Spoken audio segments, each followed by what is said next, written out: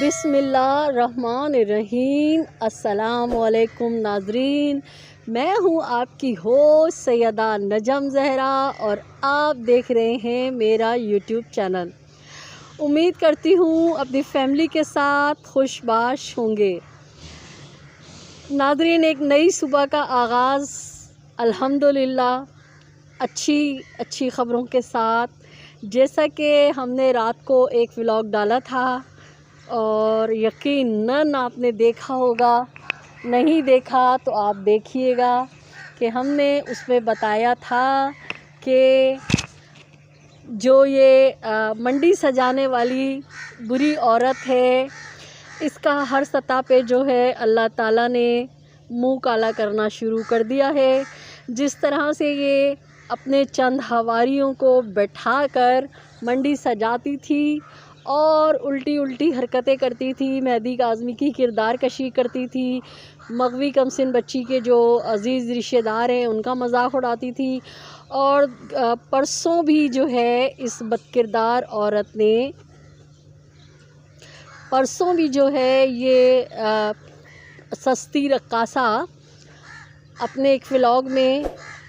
مغوی کمسن بچی کی والدہ کا مذاق اڑا رہی تھی کہ جو پلگنگ کرواتی ہیں، یعنی بھابھی کی جو آئی بروز ہیں اس سے اس کو تکلیف ہے۔ کہہ رہی تھی کہ انہوں نے پارلر بک کرا لیا تھا، بیسٹ فادر ایوارڈ ملنے والا تھا۔ تو یہ عورت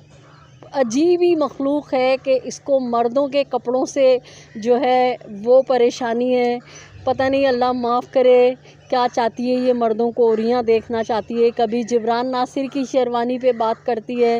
کبھی اسد جعفری کے کپڑوں پہ بات کرتی ہے کہ اسد جعفری کے کپڑوں پہ تو کیچپ کے دھبے لگے ہوئے تھے اور ایسا تھا ویسا تھا۔ کبھی کہتی ہے اسد جعفری کے پاس سے بدبو آتی ہے۔ مجھے نہیں لگتا یہ اتنا کیسے قریب چلی جاتی ہے کہ اس کو ان کے بدن کی بدبو محسوس ہو جاتی ہے۔ حیرت ہوتی ہے کہ یہ عورت جو ہے اس کو عجیب ہی مخلوق ہے اور اس کو لوگوں سے عجیب تکالیف ہیں۔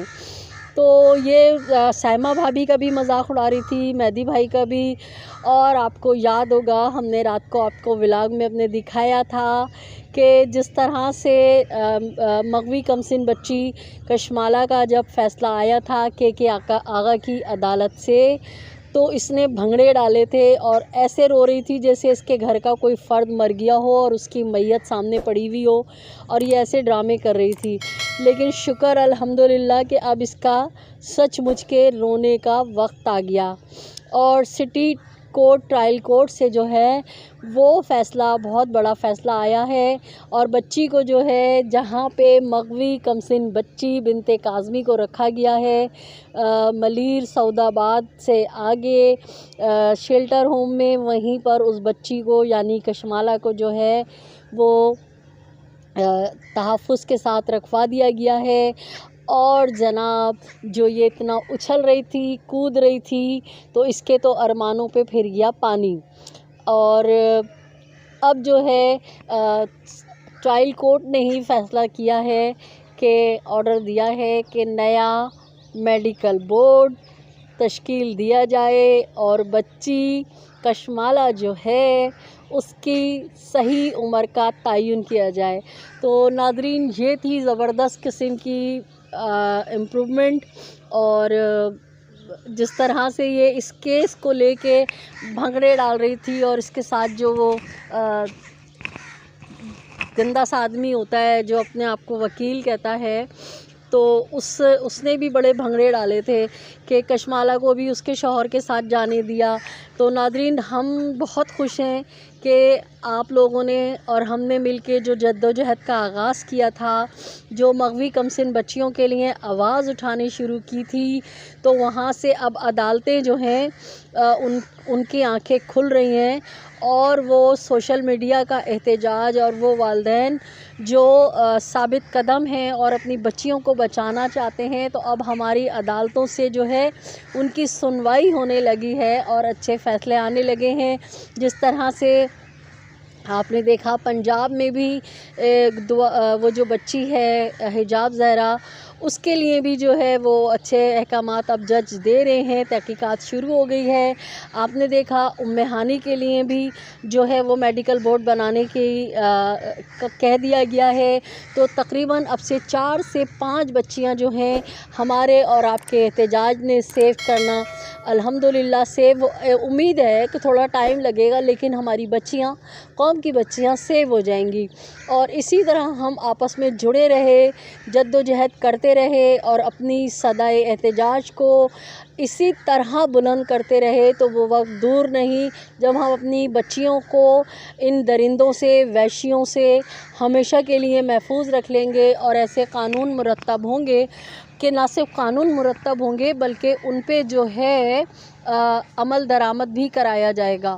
اور کچھ تھوڑا سا ہے، زیادہ ٹائم نہیں ہوگا انشاءاللہ تعالیٰ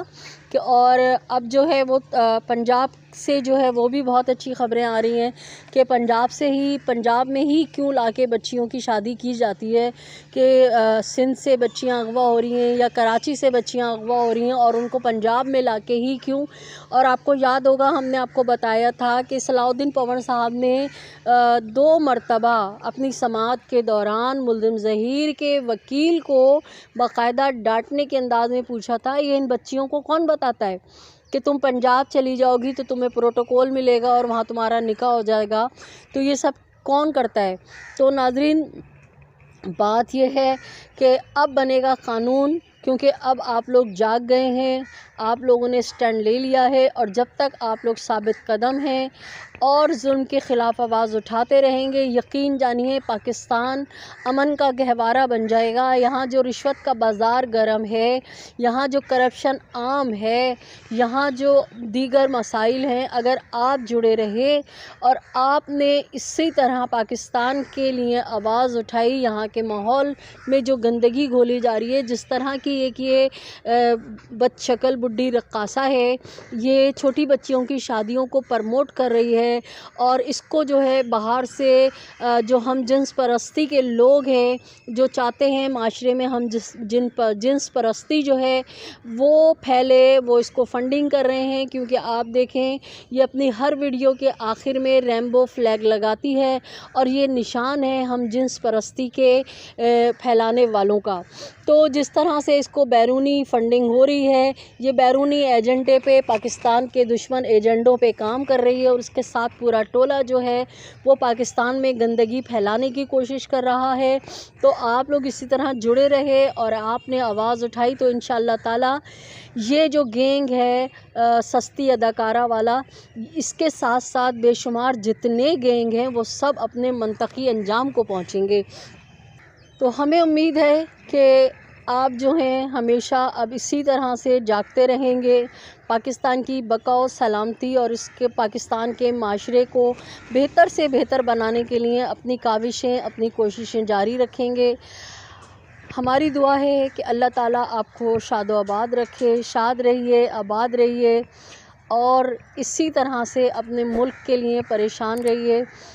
امید کرتی ہوں میرا یہ ولاگ آپ کو پسند آیا ہوگا۔ میرے وہ دوست جنہوں نے اب تک میرے چینل کو سبسکرائب نہیں کیا ہے، ان سے گزارش ہے کہ میرے چینل کو سبسکرائب کیجئے، لائک کیجئے، کمنٹ کیجئے اور شیئر کیجئے۔ اپنے اطراف میں بسنے والوں کا بہت سا خیال رکھیے گا۔ خوشیاں بانٹیے، خوشیاں سمیٹیے،